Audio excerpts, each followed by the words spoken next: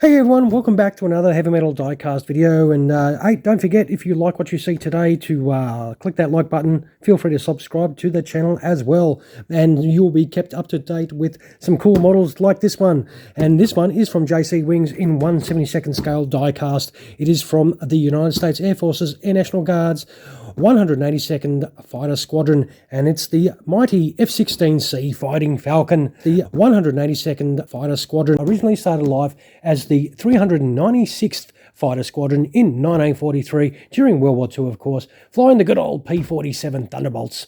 Until its inactivation in 1946, it was quickly reactivated again and designated the 182nd Fighter Squadron and allotted to the Texas Air National Guard in 1946. And it would actually go through then periods of redesignations from fighter to fighter bomber to tactical fighter until finally back to Fighter Squadron again, which it was designated in 1992. And it still remains the 182nd Fighter Squadron to this day, and they do fly currently the F-16 Falcons, like the one we have here, of course, which they have done so since 1986, I believe it is. But what we'll do is we'll talk a little bit less and open box a little bit more. So we'll pull that open and have a little look. Now, this does look very nice. It does have some details behind that weapons pack, of course, and some specifications in the flap, if you're interested in that kind of stuff.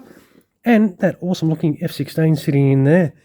That does look very nice. And, well, it is no good in the box, is it, guys? So what we're going to do is get this out of the box so we can get our grubby little hands on it and have a real good look at it.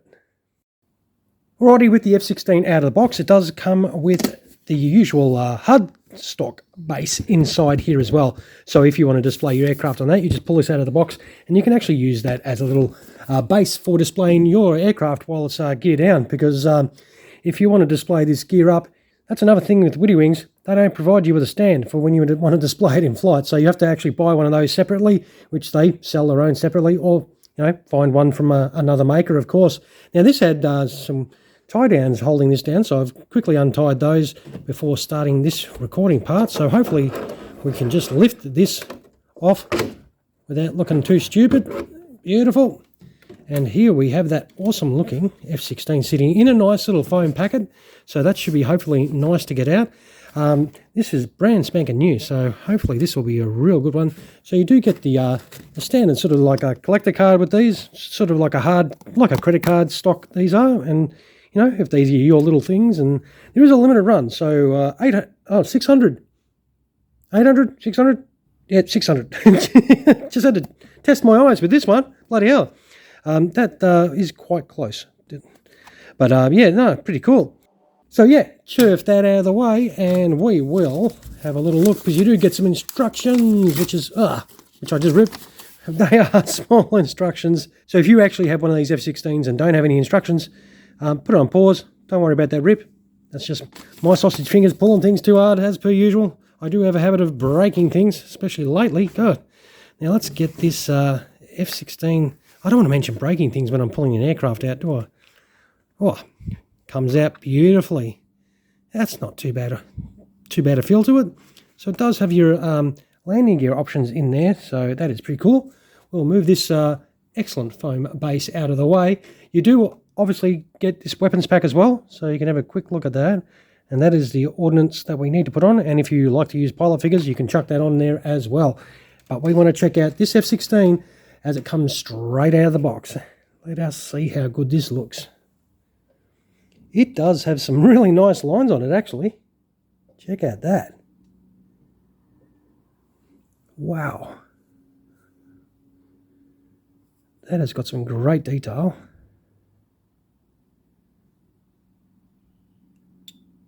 That looks pretty cool. It's got like some D-Day markings on it, so that's very nice. It's got a little bit of rudder movement as well. Oh, geez. A few moving parts on this, which is really nice.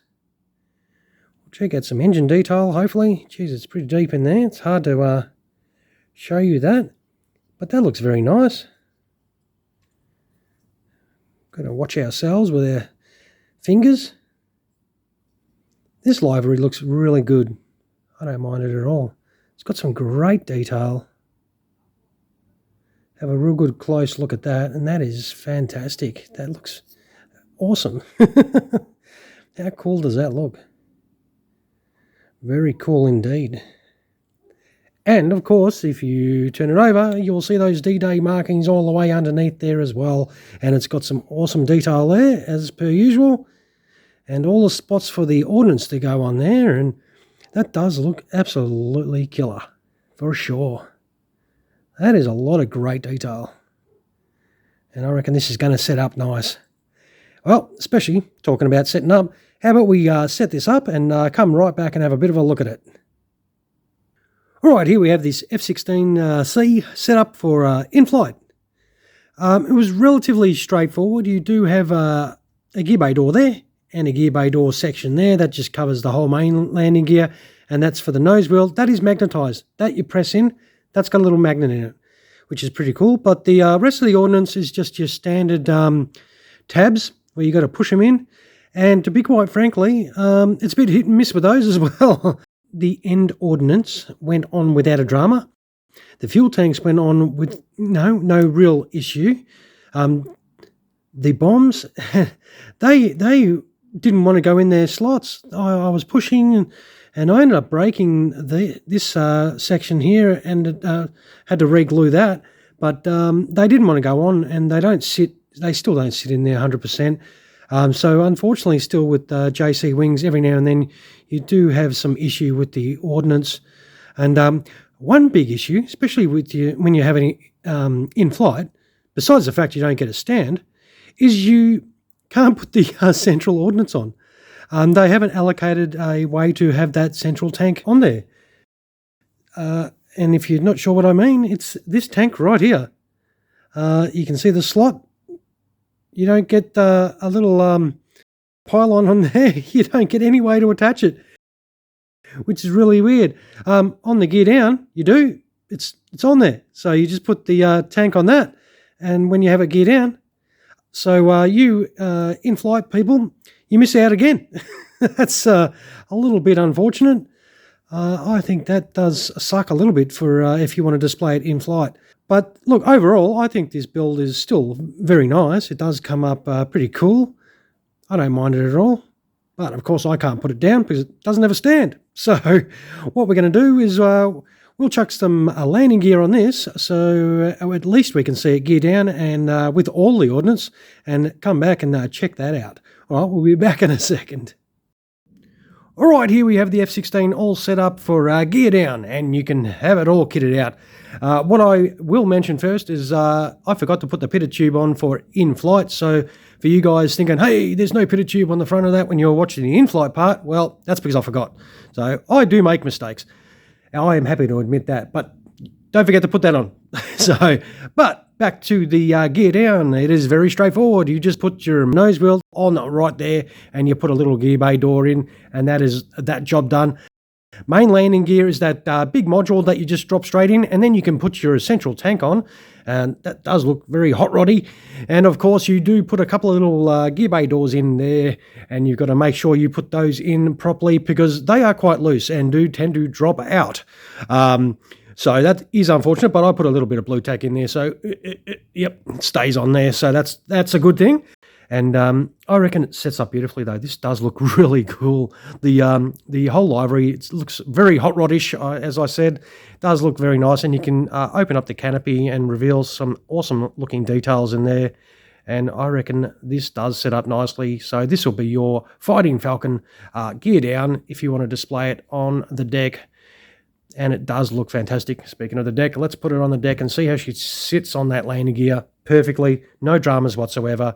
And I reckon it is still a great looking model. I reckon this looks fantastic. With, ordnance fitment aside, hey, it's easily overcome. It just comes down to if that pisses you off enough to not want to buy that. Well, that's your decision. For me, I'm happy enough with this purchase. I don't mind it at all. I reckon the livery looks pretty cool, especially with those D-Day markings and all that. So I reckon it is nice. All right, guys, I'll wind this video up. I'll take some happy snaps of this awesome-looking F-16 and chuck them on at the end of the video, as per usual.